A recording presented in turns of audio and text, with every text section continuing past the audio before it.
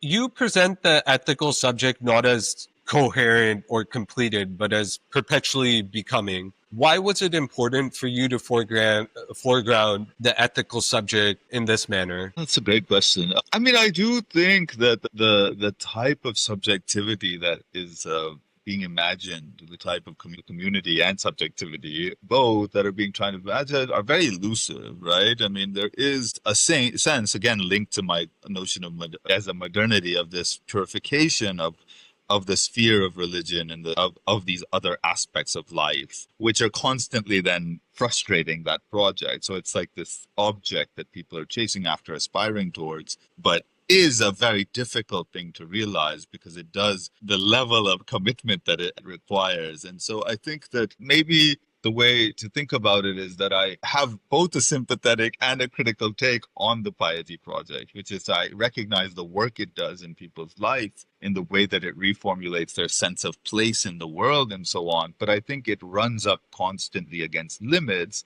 that threaten and challenge it. And thus it requires enclosing yourself from people that are, for instance, different from you that threaten your piety. So piety is something formulated, but is also something constantly threatened by these other potentialities that exist in Pakistan, this diversity, of plurality of possibilities of being Muslim, of being non-Muslim, or being all these other things, in terms of ethnicity, caste, and all these other possibilities.